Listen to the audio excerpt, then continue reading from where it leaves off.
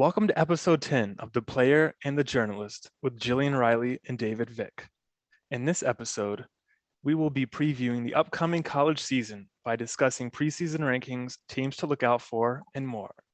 It's our first episode of the new year, 2022. We are ready for you. Okay, Jillian, Reilly, how are we doing? I'm doing well. I'm excited to be back. I'm excited for it to officially be time for a season. And obviously there's already lots circulating, regarding the upcoming season and the rankings and everything. So yeah, I'm excited to be back and I'm excited to talk all things women's lacrosse. Awesome. And I have to ask, how was Santa to you this year? Since, this episode was supposed to be a few weeks ago. I just got to ask. Yeah, no, it's been a while. Santa was great. Unfortunately, COVID sort of hit my family the week leading up to Christmas. So unfortunately, like all of our parties were canceled, and it was a more mellow Christmas than we typically have. But no, it was great, and it was awesome, catching up with a family that I could be around, and share that time with my siblings and all of that. But yeah, COVID got us good, unfortunately. That's just life in 2021/2022, I guess. So Oh, exactly. So how about you? How was Christmas? it was really good. Yeah, it was great. So I can't even remember what I got, like some, oh, I know what it was. My mom got me this little graduation like ornament. It was my favorite gift. It's probably like the cheapest one. It was my favorite gift. So I'm a Aw, sentimental type, I was So gonna say, yeah, the sentimental uh gift. yep. All right. So we are gonna get into lacrosse because that's what the folks tune in for. Okay. Two things before we get into the season preview, which just ties into the season preview.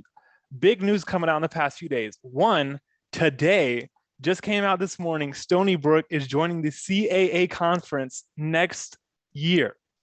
Big news, big boost to the CAA. They lost JMU, they replaced them with Stony Brook. Any thoughts? Wow. I actually didn't know that. So that's really interesting. I think it'll definitely mix things up. I think Stony Brook is always, sort of an underdog, but they've got so much talent and so much depth. So yeah, it'll be interesting to see them and how they sort of um carry themselves through that conference. For sure. And they will be joining the conference that has Drexel. So Stony Brook has always just ran through the America East. It hasn't even been competitive. So that could be a whole nother side story. This could be the end of the automatic bid for the America East because they really don't have the level of teams. Okay, so Stony Brook bounces. They go to the CAA for next season. So they're going to be in the America East for this year for one more season. They're going to win it. We already know that. No offense to other teams. But and then some unfortunate news out of Syracuse. The injury history continues for them. Emma Ward out for the upcoming season with a leg injury. She posted on her Instagram she had a leg injury and needs surgery. Tough news for the Qs.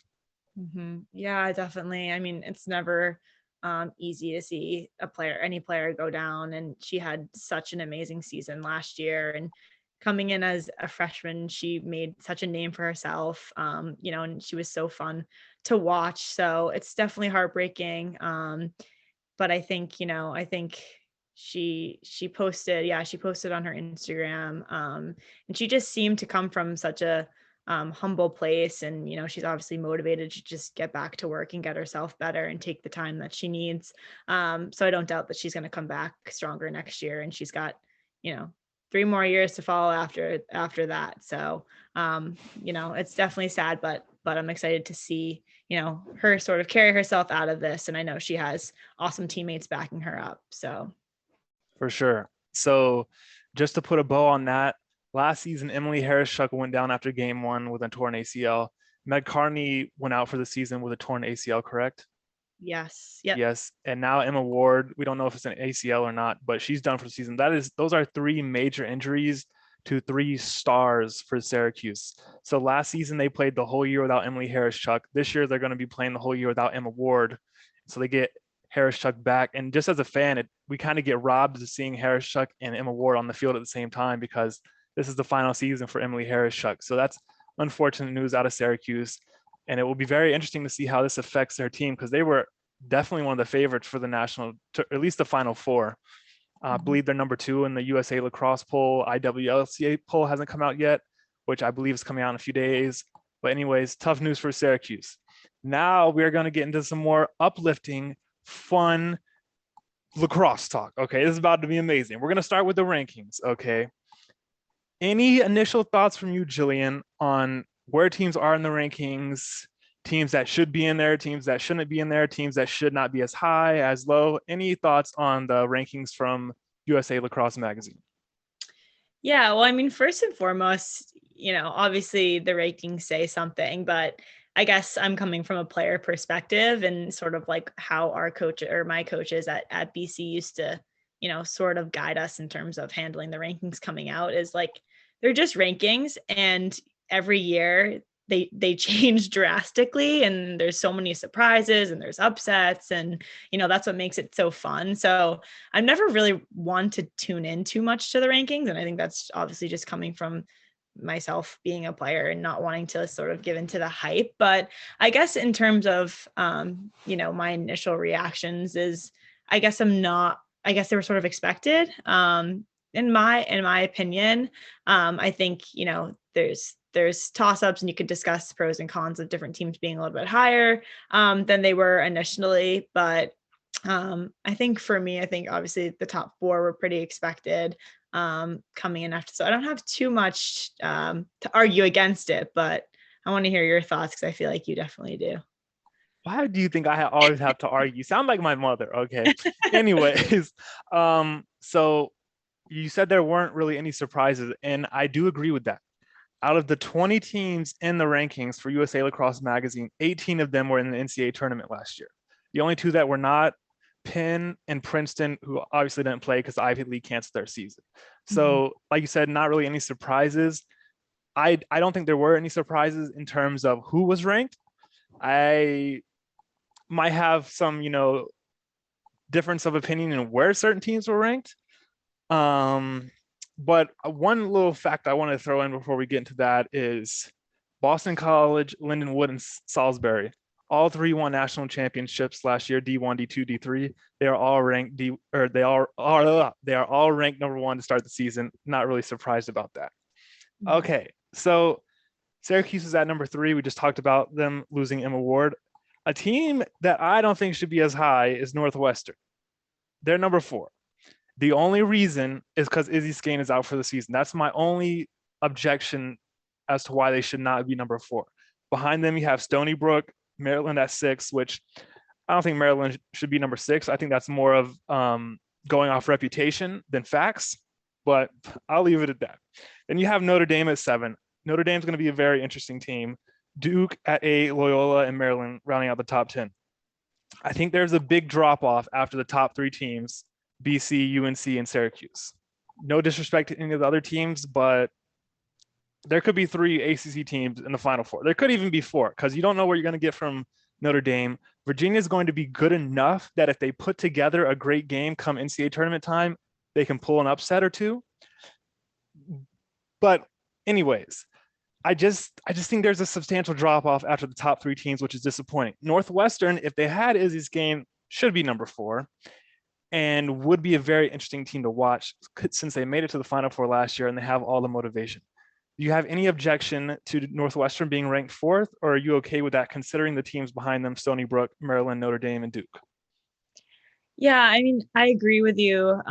Losing Izzy Skane, is definitely going to be a challenge for them. As she's a leader and a key player for them, especially during that Final 4 series. But I think that they're a team that has made a name for themselves, and they continue to sort of fight their way through the playoffs.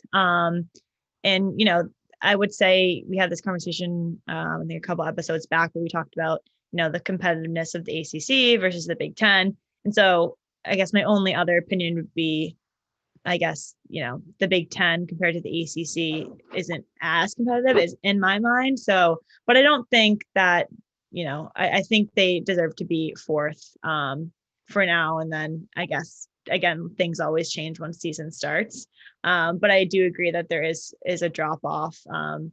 But so much changes and, so much come season, we learned so many new things and new players create more name, like a bigger name for themselves and all of that. So I wouldn't change too much about the rankings. I think they are what they are, but yeah, it's definitely, I definitely agree with you on that point. Awesome.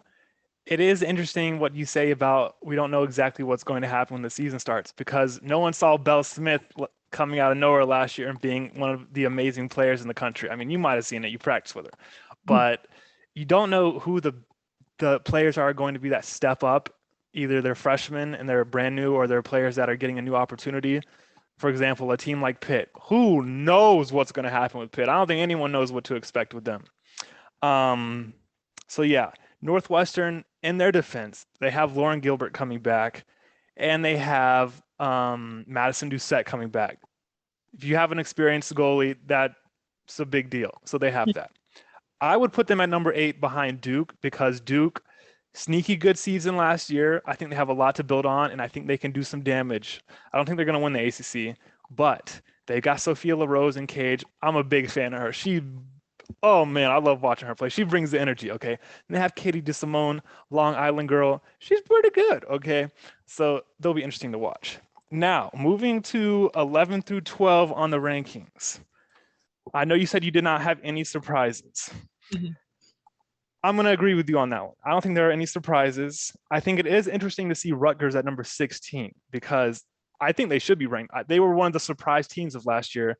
They did great in just the Big Ten schedule. So this year, probably going to be better when they're playing lesser competition sometimes. Obviously, they still have the Big Ten, but I'm excited to see them play. Now we will move on to teams to look out for. Who ya got? Oh gosh, where to begin? Well, you make a good point about Rutgers, and I just want to say one last thing too about the rankings, and you sort of already mentioned it, but a lot of it does have to do with reputation, and obviously they take the previous season, into consideration. But I think in terms of the rankings, from 10 all the way down to the bottom, I think it does have to do with reputation. And again, so much time has passed, so when they're creating these rankings, they don't necessarily dive into those teams as much. So I just want to say that first. But teams to look out for, I think obviously Drexel, I think they have a lot of fuel to their fire heading into this season. I think the Ivy Leagues, we talked about Princeton a lot, and I think they're going to come back guns blazing too. They're always a very athletic and gritty team, having played them in the past. I also think Michigan from the Big Ten, I think they always sort of get overlooked. And I think, another team that's super gritty and super talented and has a lot of depth. And I always love watching them play. So I think they're also an underrated team to look out for this season. But there's so many. I mean, I think there's so many teams that are sort of, on the up and started something great last season and are looking to build on it. So those are obvious ones that come to mind first, but I want to hear yours. Okay, I'm going to touch back on one team you mentioned, Princeton. Mhm. They're ranked 13th in the original poll, which is, well, for USA Lacrosse Magazine, which is very interesting because they did not play last year. That's a big unknown coming off a year where you did not play. They do have Sam Fish in cage. You've played against her. I'm a fan of her. She takes up a lot of space. She's very tall. I think she's very good. Have Tess Diorsi on attack. Very good. So they will be interesting to watch. You mentioned Drexel. 100% agree. I'm excited to see what they do. They have a lot of hype. They put some pressure on themselves, but it'll be good. I like that. I think that makes it interesting because a lot of teams are just reserved. Don't say nothing. No. I like how they put some pressure on themselves. Mm-hmm. Two other teams. One, mentioned them briefly earlier, Pittsburgh. Brand new program, always exciting. Doesn't matter what conference. But the fact that they're in the ACC, it's going to be very interesting to see how they fare with an ACC schedule. Because we talked about in past episodes how long it took Louisville to get an ACC win. And Louisville is a respectable program, okay? Them climbing up, trying to get an ACC win shows how hard it is to win in the conference. When you got Keisha Walker-Weinstein and Jenny Levy coaching in the conference, it ain't easy. And it probably ain't fun a lot either. So Pittsburgh, I wish them the best of luck. I hope they do good. They have talent. There's no doubt about that. They have talent. Paulina DeFada and Cage had a great season last year at Elon. I'm excited to see what she does. We know they have Paige Petty, who she's just a gritty player. She's from New Jersey. You can tell that when she plays, okay? She is just a gritty player, fun to watch, kind of that underdog mentality. She's fun to watch. Okay, now, I had a surprise team for you, Jillian. You are not going to see this one coming. Oh boy. Okay, Ready. I think people should keep their eyes on another team in Philly. Not Drexel, but Temple. And let me explain. They went to the tournament last year. They're in the American along with Florida. And you have it, I believe they're in the American. Yeah, I think they're in the American. And then you have Vanderbilt also in the American Conference. They're on the rise with another great goalie, Paige Gunning. She's fun to watch. And guess what? She got the goalie yellow card last year. So if you ever need to remember her, just think yellow card. Oh, Paige Gunning. Anyways, that's a side note. But Temple, okay. And there's one reason in particular. This is a personal thing for me, being from Georgia. They have a freshman by the name of Erin King. She is a midfielder, okay? You probably haven't heard of her because she's from Georgia. Won a state championship in high school, I believe her senior year. She's from Georgia. I saw her play her freshman year. She was amazing, okay? I was doing play-by-play for Carrollton High School. And here comes Kell High School Town, which is where Erin King played, and they beat the brakes off those fools, okay? Sorry, Carrollton, but Erin King, she's a beast. She could go right and left as a freshman in high school in the state of Georgia. I'm very excited to see her play. Obviously, I don't know the depth chart at Temple, but I'm hoping she'll see some action, and never know, she might be one of the star freshmen that takes the nation by storm. But I am excited to see her play. So remember the name, Erin King, not Queen, King. Okay, Jillian? I got it. Definitely won't forget. That's exciting though, and I think that's a great choice. Honestly, Temple. Obviously, we played them last season, and I think Temple. It's sometimes better to be one of those teams that is overlooked, but gets a glimpse of the potential that they could have, and they got that. Making it as far as they did. And beating UMass last year in the playoffs. I think that was a big win for them, and a statement win. So I think that's sort of all they needed to sort of, carry their momentum into this season. And especially, incoming players like Erin King, as talented as she seems, I think that's all it takes is, some hungry freshmen and some good leadership to carry them through. So I'm excited to watch them for sure. For sure. Also, a little nugget of information there. Head coach Bonnie Rosen got inducted into I think it was the Philadelphia Sports Hall of Fame. Don't know the exact name, but she got inducted into a Hall of Fame this offseason. So props to her. Great to see women getting the recognition they deserve. Okay, before we make our national championship picks, I've got something else for you. A little extra piece of information, okay? A conference to look out for. Just posted about it on the Lacrosse Extras Instagram a few days ago. The Big South Conference. The Big South Conference is going to be big time in 2022, okay? The Big South Conference has been dominated, absolutely dominated for many years by High Point. But there are two newcomers to the division. The SoCon is no longer around, the Southern Conference.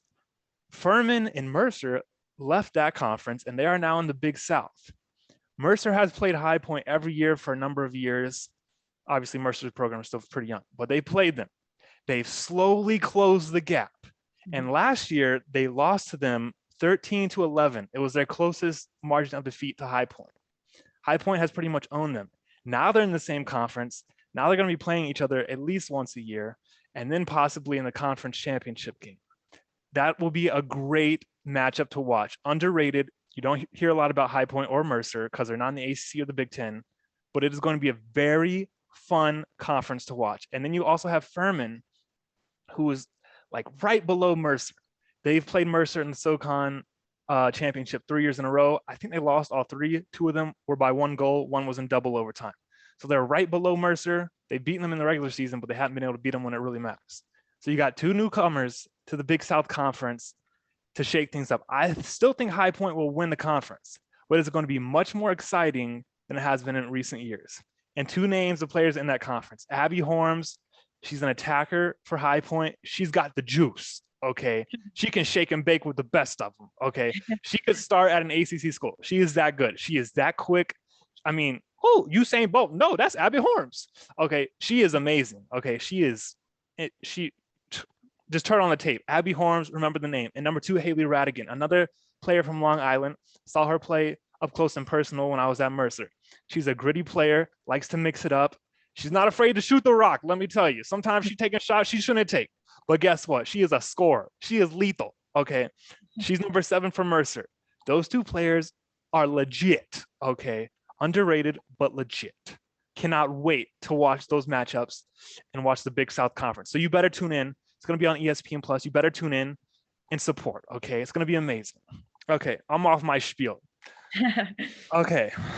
Let's see. National championship picks, our final segment. We already know, well, we think we know who Jillian's going with. We know who she's a ride or die with, but Jillian, the floor is yours. Right. Well, I mean, give us 2 picks actually, because we know one. That's what I was gonna say. I mean, obviously I'm biased and you know, I have all the courage in the world that my BC Eagles are gonna get back there and win it all this year. So they are my pick, but I was gonna say, I think that, you know, it's exciting that, you know, you could have 2, 3, 4 picks based on the season last year. And I think that's what makes, you know, this so exciting, the ranking so exciting, and, you know, ultimately crowning a winner in the end so exciting. Is it's anybody's game, truly. But yep, I would go number 1, Boston College, and then honestly, I'm gonna have to go number 2, Syracuse. I mean, I know, you know, it's a little bit of history repeating itself, but, you know, you just can't deny the depth that they have, the talent that they have, sort of the fuel power that they have. If anybody knows what it feels like to come back and from a loss and try to win it again, you know, it's the players that I played with during my career. But they also have Kayla Trainer and Kenzie Ken, their coaching staff, you know, 2 brilliant minds sort of behind the offense. So stole one from BC. I just think they have a lot of fuel power, and again, they're a team that has so much depth. And talk about players to look out for again. I think, you know, Emma Tyrell, she stepped up a bunch last season for them after losing Harris-Chuck and Carney. She's coming back with a lot more fuel, and again, they just have so much depth and so much athleticism that you can't really deny. So I'm going to put them at number 2. And so I don't know how many picks you want. I could list a bunch, but I'll go with those 2 for now. All right, awesome. So very interesting what you said about Syracuse having the fuel to get it done. I think that's what is going to make this season so fascinating. Syracuse is motivated. They just lost in the national championship. But I don't think anyone is more motivated than North Carolina, from the players to the coaching staff. The program hasn't won a national championship in a number of years. Not sure the exact one. Probably have to go back to when Sammy Joe Tracy was there, maybe 2015 area. It's been a while, okay? They've experienced the heartbreak. You think Syracuse experienced some heartbreak last year? I mean, they did because they lost the national championship, but it wasn't like it was a last-second goal or anything. They got beat in the game. Let's just say it like it is. They got beat.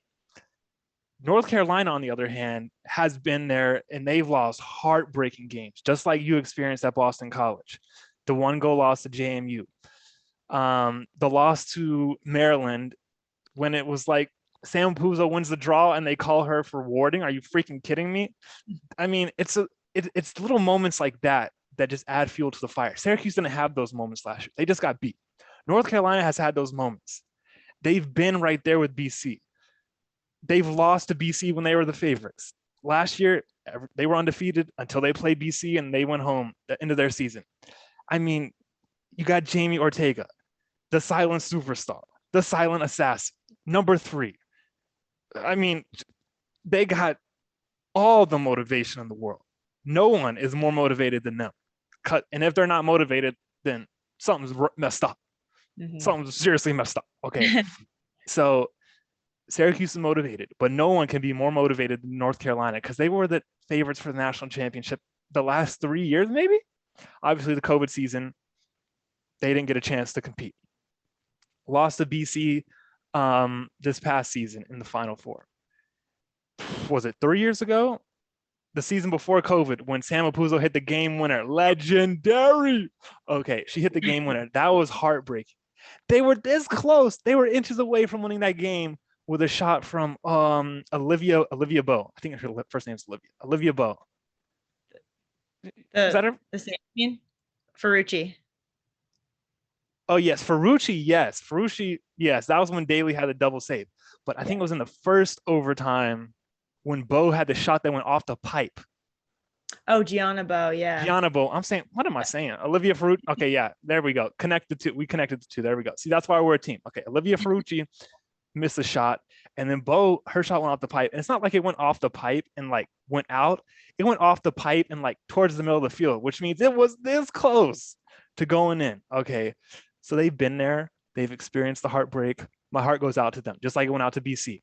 So my national championship pick, without further ado, as if it wasn't obvious from my going on and on about North Carolina, is the Tar Heels. Okay, I hope they get it done because players like Scotty Rose Growney, Taylor Moreno, Jamie Ortega, they've been there. They've been so close. And there are a bunch of other players as well. Unfortunately, Katie Hogue, she's gone. She doesn't get a chance to win a national championship. But everyone else is there. The same coaching staff is there. They've had a consistent coaching staff for years. The only turnover they had is when Katrina Dowd left before last season. So their coaching staff has felt the pain. Their coaching staff is motivated, just like BC's was. And speaking of BC, okay, you know what? I'm going to stop there and then I'll get into BC. Thoughts on North Carolina entering 2022? Yeah, no, I'm not surprised by that pick. And I agree with everything that you said. I think, for them, the heartbreak is unbearable at this point. But, if I have any advice, it's you learn, no year is easier than the other, but you do learn something different each year and you gain sort of a new perspective. So I agree with you. I think they're going to have, so much hunger, and like you mentioned a bunch of players who are at it for the last go around, and that itself is motivation to step up and be a leader. And they have the experience playing at this level too, and that's a huge thing that ends up making or breaking teams when it does come to the Final Four is the experience that you have from the past, and being able to sort of calm those nerves a little bit quicker than maybe other teams, and boosting your confidence and not letting little mistakes sort of rattle you or throw you off your game, because obviously you mentioned a bunch of little moments for them, but truly every last second during those games matters. And it's teams like North Carolina who see that and understand that and have lived that. So I don't doubt that they're going to be a Final Four and national championship contender this year, just from their past and from the experience that they had with those 3 heartbreaks. For sure. And I got to talk about VC because VC was on the cusp year after year after year. No one was hungrier than them. That shifted to North Carolina. But what I'm interested in seeing from BC is how hungry are they? And that's not something that we're necessarily going to be able to see from the outside. Even if they lose a few games, we won't really be able to. I mean, if you lose a few games, you lose a few games. But I'm just curious about the mentality within the program this year, because it's easy to say, oh, we finally did it, and just like, relax. And I'm just wondering, how are the coaches acting? What are they? Is Coach Walker Weinstein a little bit laid back compared to years past? I mean, I feel like it's human nature to let up, but at the same time, this is legacy stuff. This is historic stuff to be able to compete for national championships. So I don't know. Very interested to see how BC comes out. Thoughts on that? Yeah, I mean, I think I can sort of guess what's going on and being said in the locker room and sort of being, expressed by the coaching staff. But we said it, when we won last year is, yeah, we won and, we celebrated with each other. We had accomplished our goal, from years past, but now everything is just being rewritten. And now looking back, like that was just the beginning. And so I know the bar is just being, raised that much more. And I know for a fact that there's no complacency going on whatsoever. And, I think that I've heard Acacia say it before in a different form, but it applies here as well. As it's hard getting to the top, but it's even harder staying there. So I think that is probably the mentality that they have heading into preseason and this season. And, I think they want to win it again. And I don't think they're going to stop at what we accomplished last year. I think they're going to keep pushing each other and keep raising the bar. To see the season's a new season and anything could happen. So I don't think they're listening to the rankings. I don't think they're listening to the hype, just based off of sort of the mentality that we've taken in years past. I think they're going to be just as motivated. And obviously it's a new team and they have new freshmen and they have new game plans and new sets. So I think there's so much new and so much excitement coming from them. So it will be interesting to see, but they're going to be a different team, and 2022 is a new year. So I agree. Obviously, I don't think anyone can argue with you about what you just said. The only thing is, I don't think they're done winning national championships at all. Absolutely not. I just don't think, like you said, it's hard to stay at the top. There's a reason why there are very few repeat champions across all of sports year after year. It is hard to repeat because just like the mental aspect, I got there, So it's going to be very interesting. If they don't make it to the Final Four, I don't want to call it the season of disappointment because there's so many variables that things could happen during the season. We don't know. They could lose in double overtime before they get to the Final Four. That's not a disappointment. But it's going to be very interesting to see Boston College this year. Charlotte North, it's her final season. Rachel Hall, she hasn't decided yet.